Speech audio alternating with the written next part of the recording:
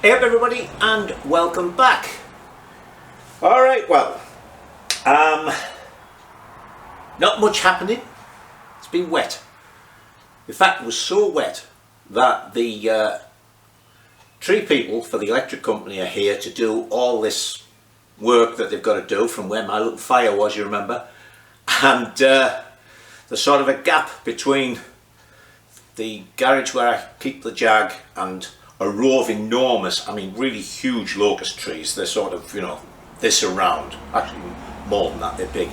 So they're not happy, they couldn't get their machine through. It was, even though it was four-wheel drive, it's on a bit of a slope there. They were worried about hitting the Jag house, so they're going to have to cut all that stuff by hand. So it means climbing trees and things, but they were reasonably fatalistic about it. They just said, but the interesting thing is, they've got to put a new pole in. They don't, they're just the tree people. And it's a 45-foot pole, it's a big pole. So I don't know how they're going to do that if they can't get equipment through to where the pole is. But that's their problem. Alright, so while you've been away, I've done a little bit of work that you don't normally see anyway. So I got the tank painted. Came out really nice. And I've laced the rim. I haven't trued it yet, but it's all laced up. We're going to give central wheel 9 out of 10. The spokes and everything and the drillings were so good that that's got to be one of the easiest lace-ups I've ever done. It helped having another wheel there so I could just look and make sure that the orientation was right. You know, I could count from the hole for the valve stem. But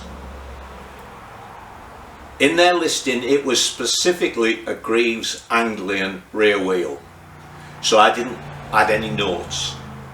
The Greeves Anglian has 2 holes for security bolts, or rim locks as they call them here. The rim came, no holes in it. I mean, like when I order them for Buchanan's, I always either tell them if I'm talking to them on the phone or put it on the website order, you know, 1 or 2 rim lock holes. But I thought, hey, they're replicating the Greeves wheel, it's got to, so I had to drill holes in, which of course with a chrome wheel I didn't want to do. So I drilled 2 holes and then I painted them from the inside to make sure that, well, hopefully they won't start to rust. And then obviously there'll be the security bolt in there, so I'll put some grease in underneath the washer and everything like that. But anyway, I should get that done today. So this is done, and then we'll just press on. I don't know if you can see the handlebars, but I put handlebar grips on. That's it. Still no word from RockShox, so I guess Gary's still stored out with work. The only thing I got several comments about was the silencer. And several people, I got sticky on my hands now, talked about expansion boxes and about 2-stroke exhausts. Look, this is a 1950s design Villiers engine. Admittedly, it's got a Greeves barrel on it. You saw when I was building it, it doesn't even have full flywheels. So they weren't the least bit bothered about the technology of primary compression ratios. This is just a silencer. It's not an expansion box.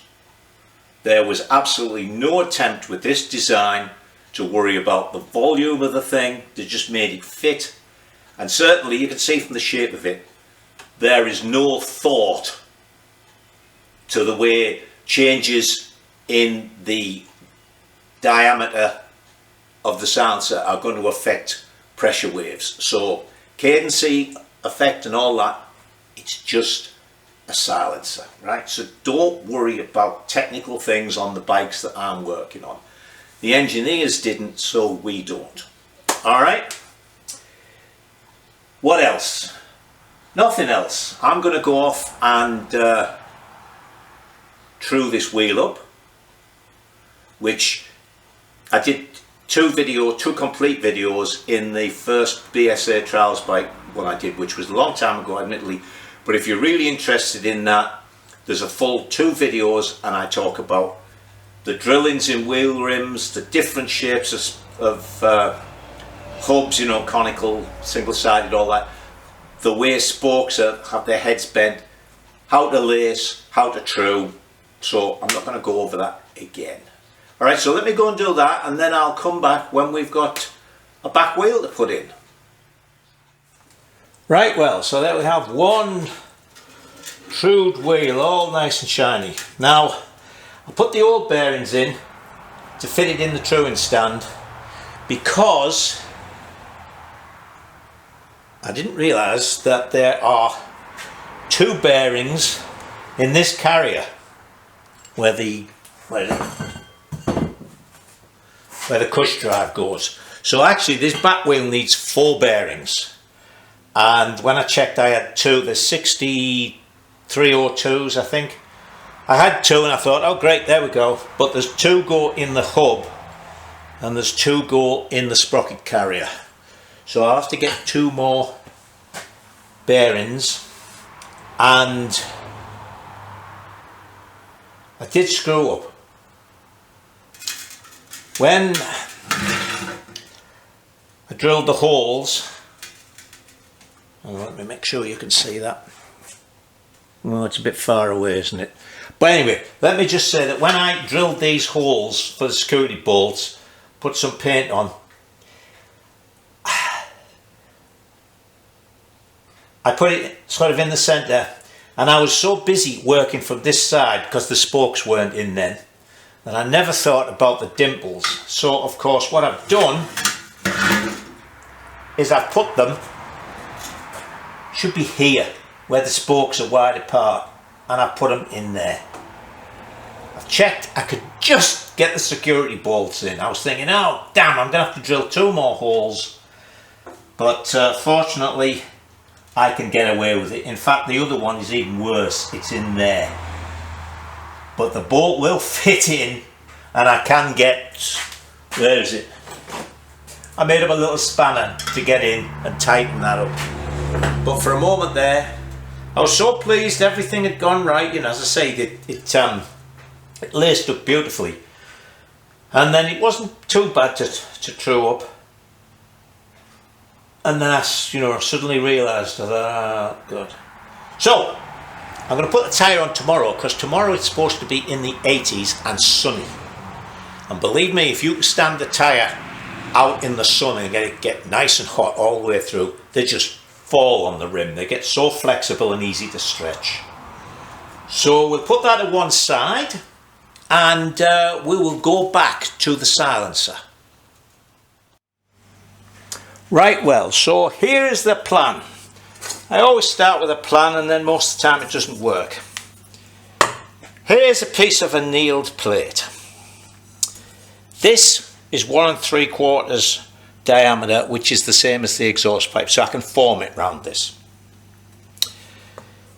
Where is it? So it's going to be formed this. Now I've cut, I don't know whether this will work because of the angle that the thing's at, but what I'm going to try and do, I've cut in here and I've cut in there, is form this and have this sort of big flattish, so it's going to form the bottom of the silencer. So we'll curl this round and then see if we can't make it in one piece. Obviously that is incredibly optimistic.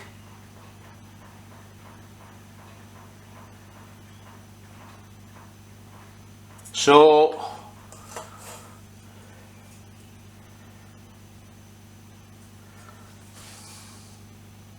yeah, we're going to make the bottom of this, I'll try, if I want the bottom of that flat, I can't make that completely curved, can I? It's going to be, that's half of the circumference to there, and this is the complete circumference.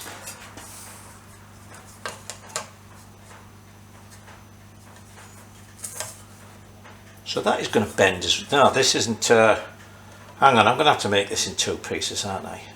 See, I want this to form the tube and then this to be curved like that, but I think I'm going to have to cut that into there more. Hang on, I've got to think about this.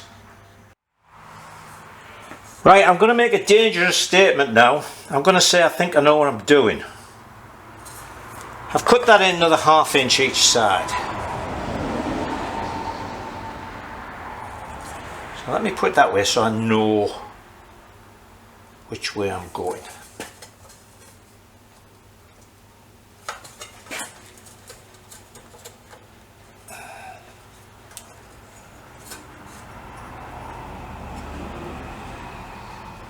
No, it obviously isn't going to be.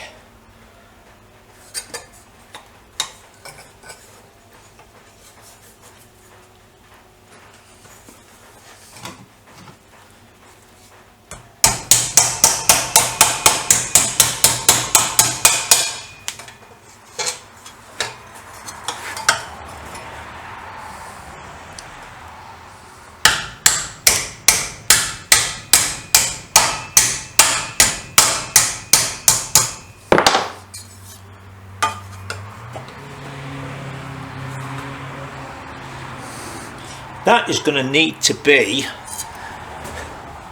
to where the wall is, isn't it? Oh.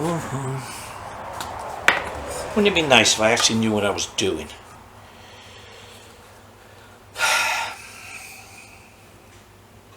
That is going to need to be cut to about there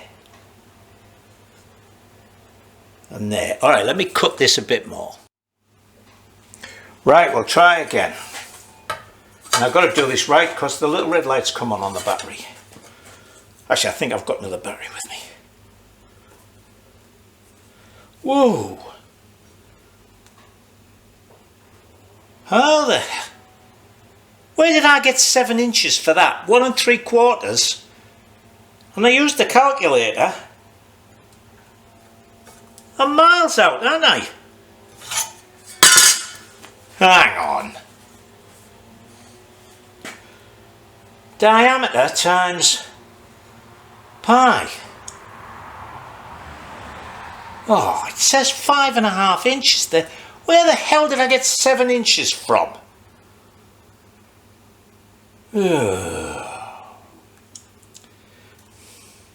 Oh, mathematics.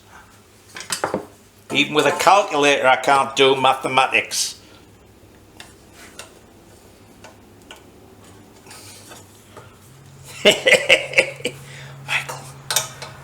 Michael.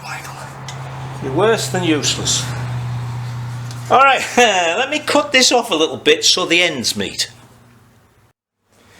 Alright. I don't know where I measured it. 7 inches. I know what I've done. The 7 inches should be that way. So I probably screwed this up. Well, we'll see what... we'll see what works out. God, there's never a dull moment with me, is there?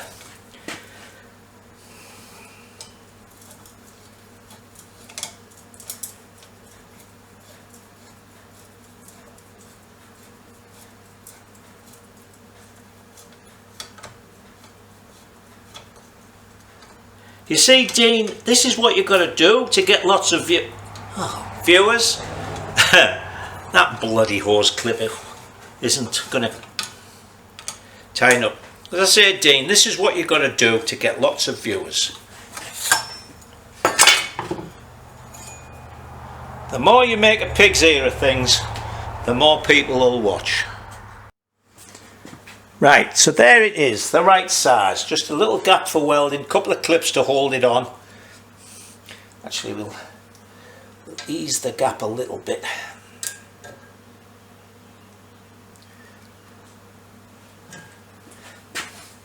We want it to be a loosish fit, don't we? Okay, that's good.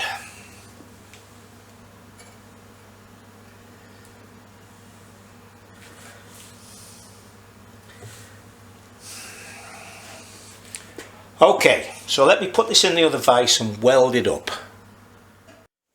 Alright, I decided I was being too clever by half trying to make that thing at the bottom. So, I've just done this, ground out the weld. So that's a nice fit on there now.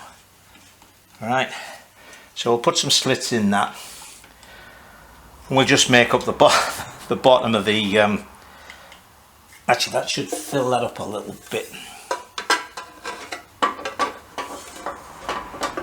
In fact, we won't even go in there now, will it? We're going to have to cut the bottom to fit that a little bit better. Alright. That's enough for today, so I'll see you tomorrow. Good morning everyone. A slightly earlier start this morning for some reason, don't know why. Okay, suddenly struck me last night that I was making things very difficult for myself by having the mudguard in there. You saw me keep fiddling around. So anyway, I've taken it out, so now you see I can just do that. Okay, so if we put that in there like that,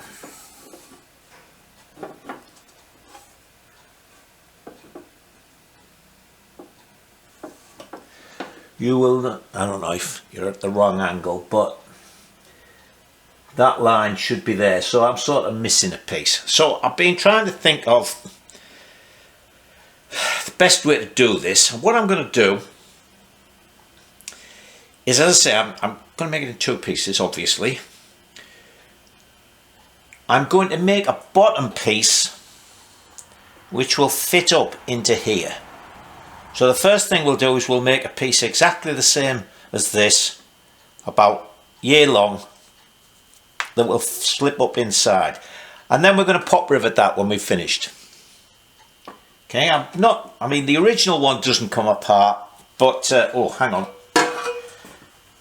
But I thought, you know, hey, if we're going to make it or remake it, then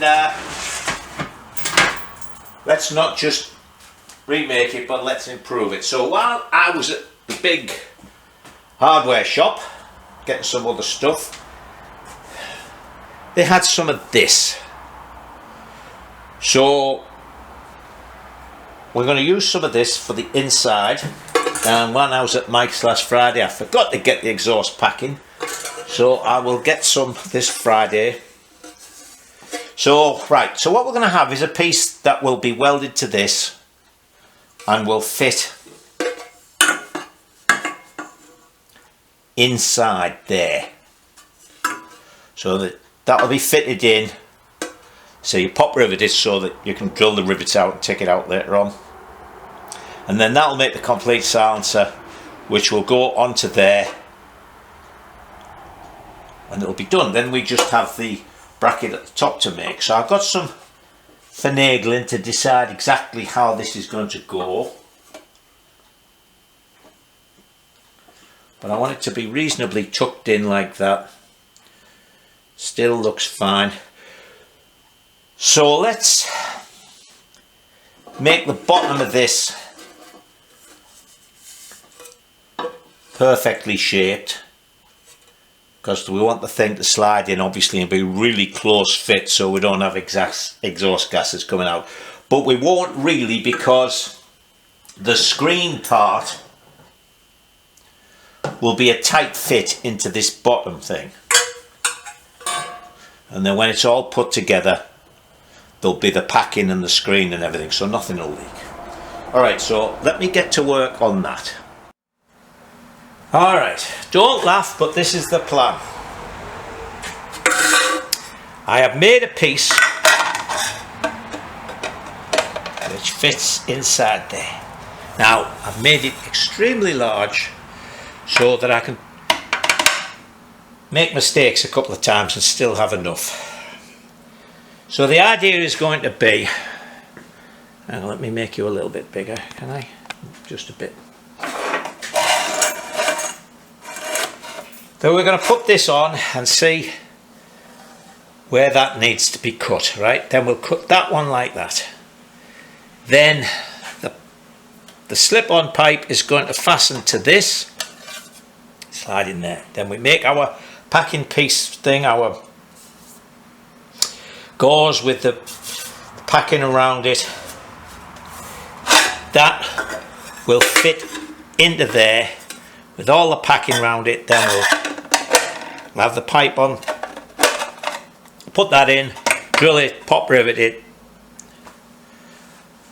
everything's done. So now I've got to see if I can get this in so that I can line it up and mark that where we're going to put the inlet pipe, and mark where things, so that's going to be cut at an angle like that, that's going to be cut at an angle like that. Fingers crossed it'll all go together, or it'll all go in the scrap, one or the other. Next stage of the plan. I have cut this to fit there, so that's right, like that. Okay, then what I'm going to do is push this up into there, and I can mark it, you see, push it up to where I want it to be. I can mark it, make the bottom, cut that out, cut that bit so that the tube will go in, and then we'll cut the bottom, and we'll cut this, we'll be all set, put a bottom in it of course, but that was, I thought, the easiest way to get this, to do that. I can make this long again to make sure everything works right. So let me see how far this goes up here at the moment, mark that, and then see about marking the bottom of it. Alright then, it's Saturday and I've had enough. So first thing, I got the tyre on the back wheel, put it in the sun and everything like that. I still managed to take all the skin off here pushing the tyre on, so that wasn't good. Cut this to be like that for the piece to go in the bottom. Look at that, I marked the cut out there instead of there. I don't know what I was thinking about, but that has just completely pissed me off. Plus it was the last piece of alloy sheet I had. In fact, I made this out of 80 because I didn't have any of the 63 left, the 16th. So, hold on a second, excuse me. I also got the packing, so I was all ready to finish the bloody silencer off today and put the back wheel in. But now, I don't feel like doing it. So I'm afraid you're going to have to wait till next week. Alright? So anyway, it's going to be 90-something degrees today. I might not do anything at all. Alright people, until I see you next week, you stay safe and enjoy yourselves.